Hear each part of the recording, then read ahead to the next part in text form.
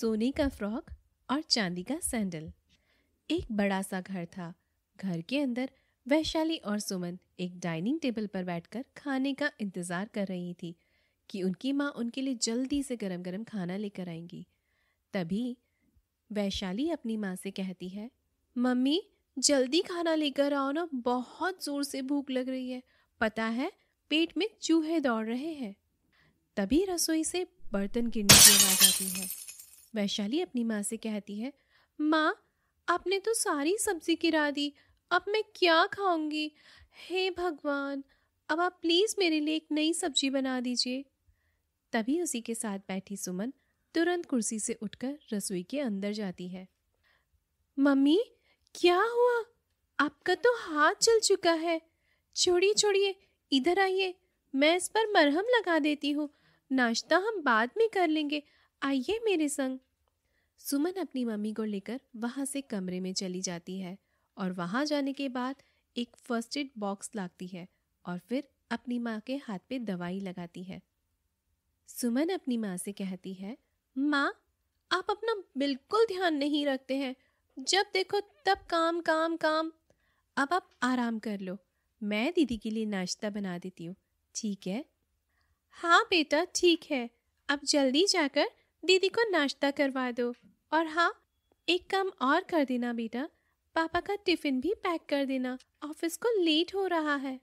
हाँ माँ, मैं सब कर दूंगी, आप टेंशन नहीं लो, बस आप आराम करो।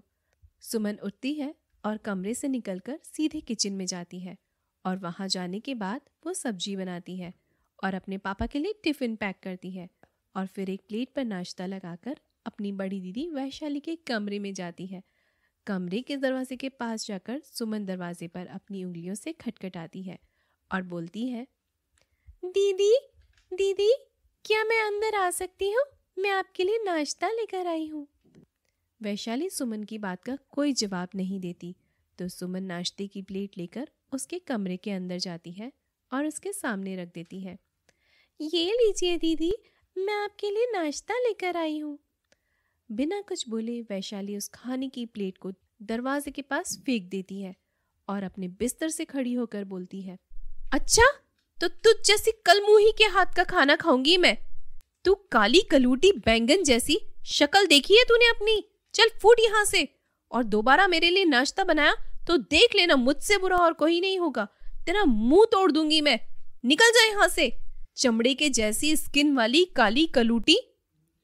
वैशाली की बात सुनकर सुमन को बहुत ही बुरा लगता है और उसकी आंखें भर आती है। वो रोते रोते कमरे से बाहर निकल जाती है और यह सब उसके पापा देख लेते हैं। सुमन बेटा, तुम यो निराश नहीं हुओ, भगवान ने तुम्हें काला रंग दिया है, तो भगवान श्री कृष्ण भी तो सांवले थे और हमारे श्री राम भी सांवले थे, तो क्यों तुम अपने काले रंग को इतना गलत समझती हो बेटा? और हाँ बेटा, मैं आपसे एक बात कहूँ, दिल साफ होना चाहिए, शक्ल से कुछ नहीं होता। ये बात एक दिन तुम्हारी दीदी को जरूर से समझ में आएगी। वो ना समझ है, वो सिर्फ अपना चेहरा ही सुंदर देखती है, लेकिन उसका दिल बिल्कुल काला है। तुम तो मेरी लाडली शहजादी बेटी हो। और हाँ, शाम को आते समय मैं तुम्हारे लिए एक चॉकलेट भी जरूर से लेकर आऊंगा, ठीक है? अब मुझे अपना टिफिन दे दो।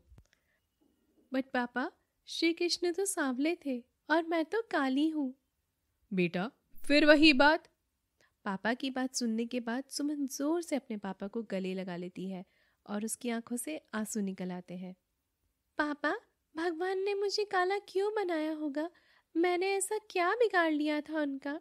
बेटा निराश नहीं होते, भगवान जो भी करते हैं अच्छे के लिए ही करते हैं। देखना, एक दिन काला रंग तुम्हारा जरूर साथ देगा। भगवान ने कुछ ना कुछ अच्छा तो तुम्हारे लिए सोचा ही होगा। चलो, इस बार मैं तुम्हारे लिए चॉकलेट नहीं, एक चांदी के सैंडल बनवा कर लाऊंगा, ठीक है? चांदी के सैंडल? वो तो मेरी फेवरेट है। थैंक यू पापा, आप कितने अच्छे हैं। आप दुनिया के बेस्ट पापा हैं। आई लव यू पापा। चांदी के सैंडल का नाम सुनते ही सुमन काफ़ी खुश हो जाती है और खुशी से उछलकर वहाँ से चली जाती है। सुरेश जूते चप्पल की दुकान पर पहुंचकर एक बड़ी सी शॉप के अंदर जाता है और शॉपकीपर को एक चांदी सी सैंडल बनाने का ऑर्डर दे देता है। शाम के समय जब सुरेश ऑफिस से निकलते हैं तो अपनी गाड़ी की चाबी लगाते हैं और उन्हें याद आता है, अरे मैंने तो सुमन के लिए चांदी की चप्पल बनवाने के लिए बोला था, शायद बन गई होगी, मैं उसे लेकर आता हूँ। बाप रे बाप, अभी मैं भूल गया होता तो सुमन फिर से बुरा मान जाती। सुरन तुरंत गाड़ी का दरवाजा खोलता है और वहां से उतरकर एक शॉप के अंदर जाता है। वहां शॉपकीपर सुरेश को देखकर अपनी कुर्सी से उठता है। अरे सुरेश बाबा आ गए, आपका ही इंतजार कर रहा था, कुछ चाय नाश्ता लेंगे? अरे नहीं नहीं नहीं, चाय नाश्ते का टाइम नहीं है भाई, मेरी बेटी मेरा इंतजार कर रही होगी। और हाँ, तुमने वो चांदी का सैंडल तो बना लिया ना, जल्दी से पैक कर लो, पैसे मैं तुम्हें कल आकर दूंगा, अभी मेरे पास पैसे नहीं है। अरे आप भी क्या बात करते हैं, आपका चांदी का सैंडल तैयार रखा है, देख लीजिए। शॉपकीपर एक डब्बे से सैंडल निकालकर सुरेश को देता है। सुरेश बिना देखे अपने बैग में रख लेता है। ठीक है भाई, मैं चलता हूँ, इनका पैसा मैं तुम्हें कल लाकर दे दूंगा। और हाँ, इन्हें मेरी बेटी देखेगी तो बहुत खुश होगी। अब मैं यहाँ से चलता हूँ।